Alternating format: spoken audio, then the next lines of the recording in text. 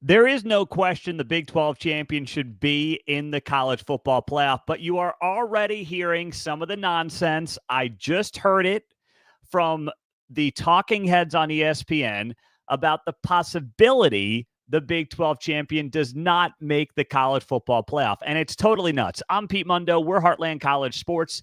Thanks for joining us as a part of the show. If you're new here or if you're here again, make sure you are subscribed to the channel. And of course, on the podcast as well, hit that thumbs up. So we're going to dive into what I just heard on ESPN, and it drove me nuts. It was halftime, or I guess between the two games of the Maui Invitational, and they do the Week 14 college football playoff rankings. And I'm watching this, and it was Heather Dinich of ESPN who floated out this ridiculous idea that Tulane winning out as the AAC champ could end up being ranked higher than the Big 12 champion, and therefore the Big 12 champ would be left out of the college football playoff because you'd have the SEC champ, you'd have the Big 10 champ, you'd have the ACC champ, you'd have Boise State, Mountain West, and then you'd have Tulane as the AAC champion. So she just floated this out there, and I said to myself, when are Big 12 fans going to stand up and say enough's enough of the BS? And I mean the big voices in the Big 12. Brett Yormark, the coaches, Chris Kleiman did a good job calling out other Big 12 coaches and the Big 12 conference this week, saying, you know what, screw this 9 league games. Let's do 8 like the SEC. Because guess what? 10-2 looks a lot better than 9-3. Let's just do what they do. Why are we playing by a harder set of rules in the Big 12? Why don't we schedule an FCS game instead of a Power 4 game?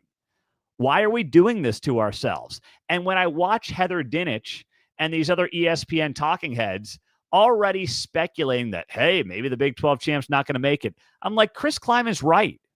Chris Kleiman is spot on. Tulane has no business, even if they win out by 100 points, and the committee is not supposed to take into consideration margin of victory. That is in their rules. There is no business for Tulane to get into the college football playoff over the Big 12 champ. None whatsoever. And that is based on the metrics the committee has put out there, which is strength of schedule, head-to-head competition, and comparative outcomes of common opponents. Well, guess what? All of those things benefit anybody in the Big 12. It doesn't matter who the Big 12 champion is. There is no reason that a school like Tulane should be ranked above the Big 12 champ. Okay? I mean, look at Tulane and look at the strength of schedule for Tulane. It is 100th in the country. 100. Kansas State is at 48. Iowa State is at 69. Let's see what else we've got here. Arizona State's at 66. Let's see where BYU is on this. BYU is at 39 in strength of schedule. Tulane's at 100. 100. And, okay, let's go to head-to-head competition. Well, they played Kansas State. Don't forget, they played Kansas State, and what happened? Well, Kansas State beat them. Now, of course, it came down to the wire, but Kansas State beat them. Kansas State's not even one of the teams tied at the top of the Big 12 standings. K-State could win the Big 12 still. There's a possibility of it, but they are way behind the 8 ball. They are not a team that is likely to end up winning the Big 12, at least as things stand right now. They need a lot of help this weekend to get themselves into a Big 12 championship game. So Tulane has played a Big 12 team, and they lost to them. Common opponents. Okay, well, Oklahoma beat Tulane 34-19. There's a Big 12 school that Oklahoma has played, and it was Houston, and they barely eked out a win 16-12. Houston, God bless them, sitting near the bottom of the Big 12 standings this year with Willie Fritz. What more do you need if you're a college football playoff committee person to look at and say, Tulane, great, nice story, congratulations. The two halfway decent teams or good teams you played, K-State and Oklahoma, you lost to, and you lost to pretty easily. I don't care that you're 7-0 in the ACC. The AAC, excuse me. The AAC at this point is still trying to figure itself out. You've got a lot of new teams, different conferences, kind of working their way up through, the group of 5 rankings. This is not a good league right now. It's not. And the fact that it would even be mentioned on ESPN, the fact that there would be anybody of any credibility on ESPN, like Heather Dinich, even floating it out there like she did in the first 5 minutes of her, not even 2 minutes of her commentary. Now, she didn't say it was going to happen, but she even speculated on it. I get it. They've got to find scenarios, but spare me. It is so disrespectful to the Big 12 conference. And if you've watched this league, you know that, okay, do I think there's a team in the Big 12 right now that when I look at it is competing with Oregon? No, I don't. I'm not going to BS you. I don't. But I certainly believe that this is a top 4 league in America. And if you win it, you should be in a college football playoff. No ifs, ands, or buts. And now you've got prominent people even having the conversation as to whether or not a Big 12 champion could be left out. Because here's how it works. Of course, it would be the 5 highest ranked conference champions who get in. And right now, based on the recent playoff rankings that came out on Tuesday night, the Big 12 is not getting one of the top 4 byes as things currently stand right now. That's because they're giving the bye to Boise State. Now, I also think that's ridiculous. I believe the Big 12 champion should be getting a bye over Boise State.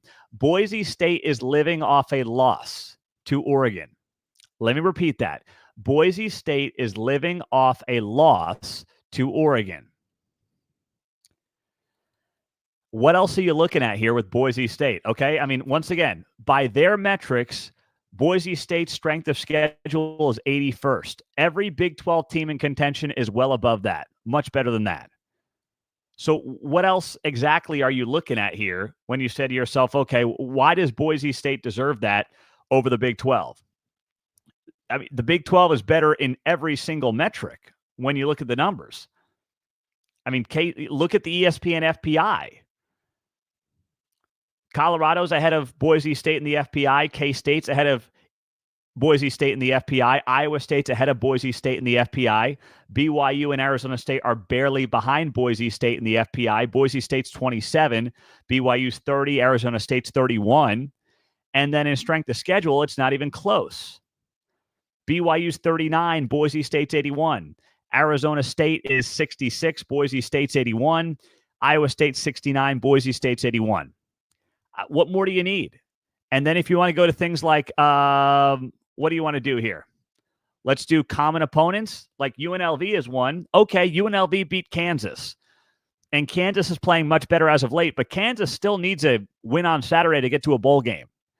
And that's your big potential common opponent with somebody in the Big 12, a KU team that until a week or a month ago was just dead in the water as a program at the bottom of the Big 12 standings.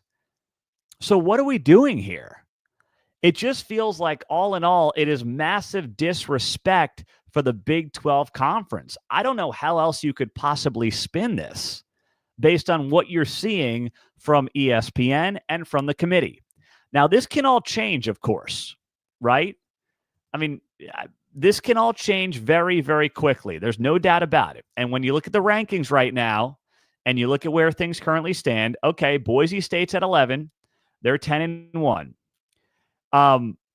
But when you look at remaining strength of schedule, and I think that's something that matters here as well, who's Boise State going to play? They're going to play Oregon State this weekend, and let's see how that plays out, by the way. And then you'll have a conference title game. Probably UNLV, could be Colorado State, who knows? But suddenly you look at this and you say to yourself, well, maybe Boise State is going to trip up, in which case none of this really matters. The Big 12 champion, no matter who it is going to get one of those Final Four byes. But even if Boise State wins out, I believe the Big 12 champion should get one of those Final Four byes, especially if it's one of these top teams. If it's Colorado, if it's BYU, if it's Iowa State, if it's Arizona State.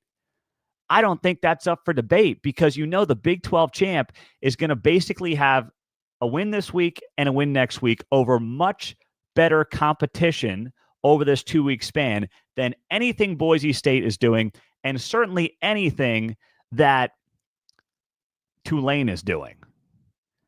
It's not even up for debate.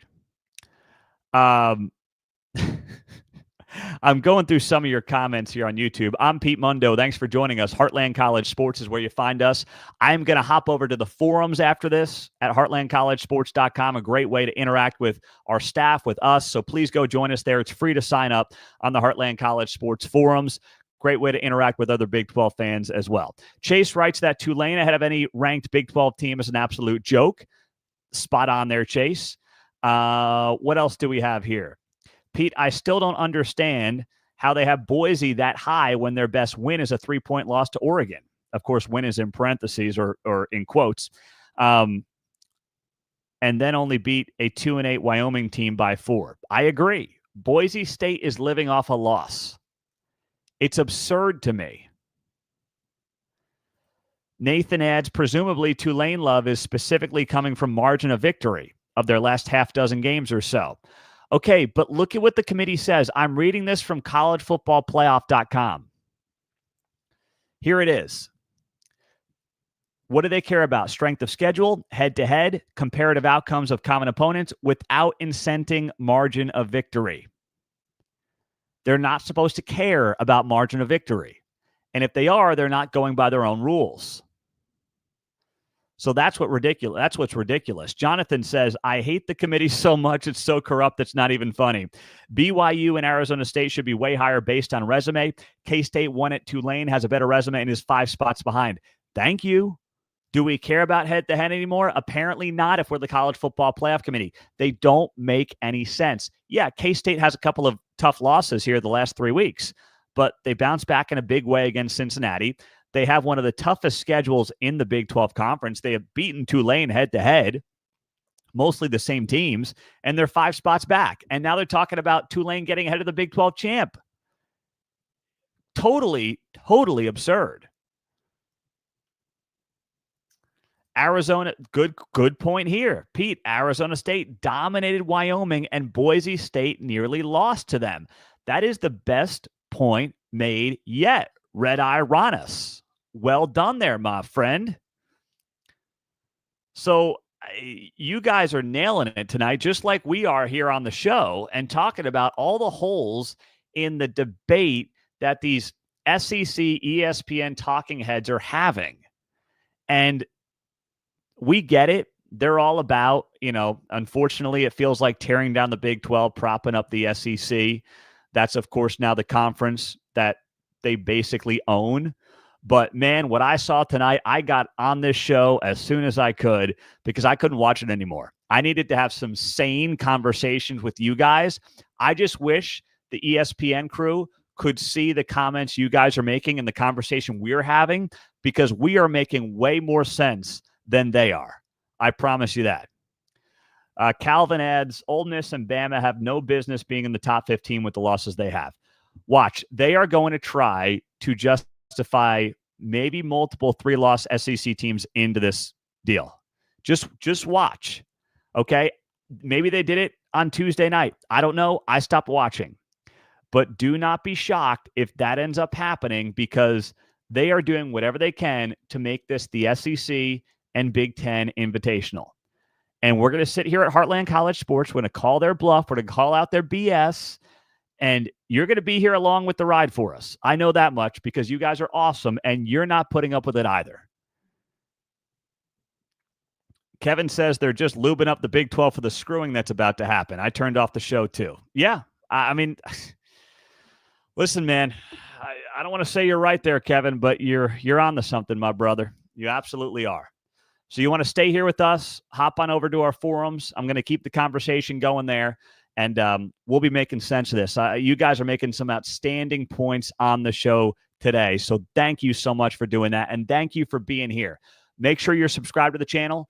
That way you never miss an episode, whether it's on YouTube or on Apple or on Spotify. And if you could, drop that 5-star rating and review. It does help the show tremendously, keeps us building the show and promoting the show, and you guys are the ones who are making that happen. Have a great day. I'm Pete Mundo, HeartlandCollegeSports.com. And of course, as always, go Big 12.